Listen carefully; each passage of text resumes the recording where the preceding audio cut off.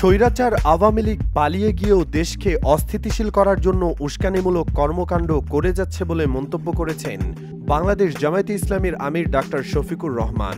তিনি আরও বলেন, সেরকম একটা উস্কানি তারা গত দু-এক দিন আগে দিয়েছিলেন, কিন্তু বাংলার যে সন্তানরা আন্দোলন করে জীবন দিয়েছে তারা এখনও সে কর্মকাণ্ড ভোলেনি। শুক্রবার সকালে নারায়ণগঞ্জ শহরের ইসদাইর ওসমানী পৌর স্টেডিয়ামে জেলা ও মহানগর জামায়াতে ইসলামীর উদ্যোগে জনসভায় প্রধান অতিথির বক্তব্যে তিনি একথা বলেন।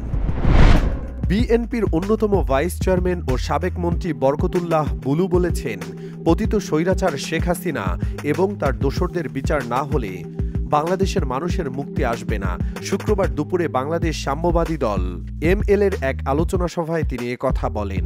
বরকতুল্লাহ বুলু বলেন, শেখ হাসিনার আহ্বানের কারণে বাংলাদেশে একটি পরিস্থিতি সৃষ্টি হয়েছে। সরকারের উচিত হবে আজকে এই নৈরাজ্য সৃষ্টি যারা করেছেন এবং যারা এই নৈরাজ্যের সঙ্গে জড়িত আছেন এদের থামানোর চেষ্টা করা।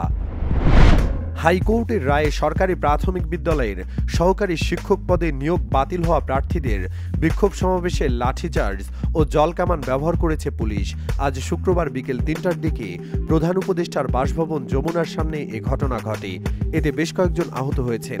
পুলিশকে ঘটনাস্থলে আহত এক নারীকে সিএনজি চালিত অটোরিকশায় করে হাসপাতালে নিয়ে যেতে দেখা গেছে। যুক্তরাষ্ট্রের আলাস্কায় 10 যাত্রী নিয়ে ছোট একটি সেসনা উড়োজাহাজ নিখোঁজ হয়েছে। স্থানীয় সময় বৃহস্পতিবার বিকেল 4টার দিকে উড়োজাহাজটি নিখোঁজ হওয়ার খবর পাওয়া যায়। আলাস্কার রাজ্য পুলিশ স্টেট ট্রুপার্স জানিয়েছে, বেরিং এয়ারলাইন্সের উড়োজাহাজটি উনালাক্লিট থেকে নোমের দিকে যাচ্ছিল। পশ্চিম আলাস্কার শহর দুটিকে পৃথক করেছে নর্টন সাউন্ড উপসাগর। বার্তা সংস্থা CNN জানিয়েছে, 9 যাত্রী ও এক পাইলট নিয়ে উড়োজাহাজ নিখোঁজের তথ্য এয়ারলাইন্সের ওয়েবসাইটে প্রকাশ করা হয়েছে। পাকিস্তানের ফুটবলে আবারও নেমে এলো নিষেধাজ্ঞার ছায়া।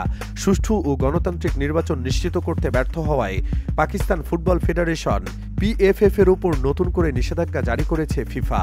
বিশ্ব ফুটবল নিয়ন্ত্রক সংস্থা এক বিবৃতিতে জানিয়েছে, ফিফার বিধি মেনে সংশোধিত সংবিধান গ্রহণে ব্যর্থ হয়েছে PFF, তাই তাদের বিরুদ্ধে এই শাস্তিমূলক ব্যবস্থা নেওয়া হয়েছে।